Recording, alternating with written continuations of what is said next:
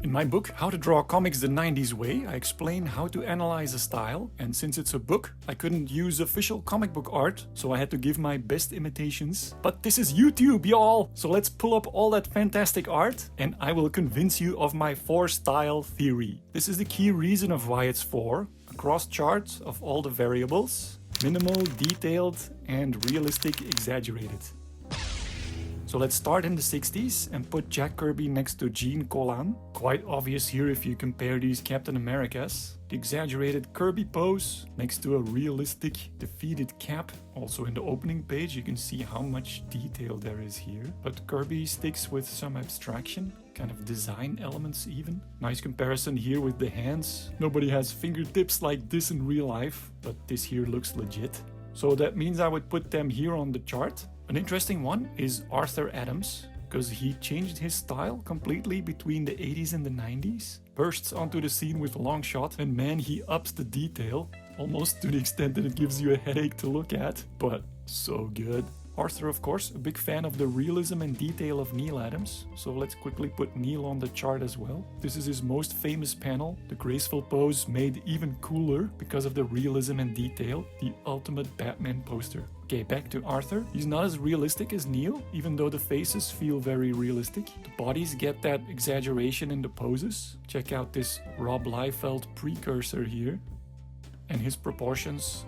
See how high the belt line is compared to the bottom of the crotch. Also this almost abstract looking thick wrist and the bulbous underarms. So I would put 1980s Arthur Adams here, but then in the 90s, kind of with that Fantastic Four series, he becomes Jaw Adams. Still the insane amount of detail, but the figure exaggeration comes in different parts of the body. Yeah, so the jaw, that typical underlip always comes back, and huge feet and hands. So 90s Adams a bit further down south. Another artist who skips around on the chart is Mike Mignola. I've made about 4 videos about his style already, so let's speed through. The king of minimalism with his shadows, but here in Dracula, super realistic. You can almost recognize the actors, only needing a few ink blots to get that likeness. Minimalist realism, but then he ups up the distortion a lot in his Hellboy era, which puts him also way down here. Okay, let's get the image guys in here. Jim Lee taking his cue from Arthur Adams on the detail. Same for Todd McFarlane, although with him it's almost caricatures, cartoony faces. Just think of Sam and Twitch.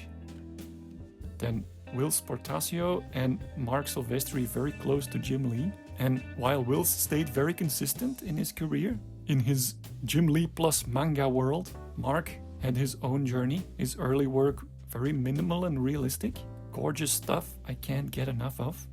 Rob Liefeld starting very close to Arthur Adams when he just started out, but then edging closer and closer to his buddy Todd. Erik Larsen, a huge Jack Kirby fan, so easy to place just alongside him. Perhaps just a little bit more detail. Okay, how about John Romita Sr and Jr, I hear you say? Senior, kind of in the middle of Kirby and Colan. Junior, a very good student of the classics, starting very close to the style of his dad, but then coming into his own when drawing Daredevil, creating a unique parallel shading style.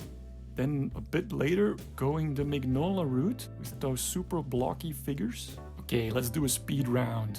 Paul Smith, minimal realism. Joe Quesada, exaggerated like Mignola but with more detail. Joe Mad, manga exaggeration with medium detail. Okay, now I'm gonna cheat a little. Multiverse time. If this is the pen and ink universe, there is a split where everything is painted, where you have Alex Ross, super realistic, but somehow minimal, especially if you compare him to Don Lawrence, where you see every brushstroke. Bill Sienkiewicz, Simon Bisley, obviously on the other side, in the exaggeration, along with Sam Keith. Frazetta, back in the super realism, although super unrealistic in the sense that everybody has a perfect body. Okay, back to the pen and ink versions. Who else can we add of my favorite artists? Jason Pearson, close to Joe Mad. Scotty Young, close to Todd. Rick Leonardi, realistic in the backgrounds and a lot of detail, but the faces are almost Kirby-ish in the way that you can instantly recognize them. Early Frank Miller as a realist, but late Frank Miller next to Mignola, J. Scott Campbell next to Joe Mad in the manga group, Dave Mazzucchelli right next to early Miller, and Cory Walker, very minimal but mid-exaggerated. Okay, let's call it done.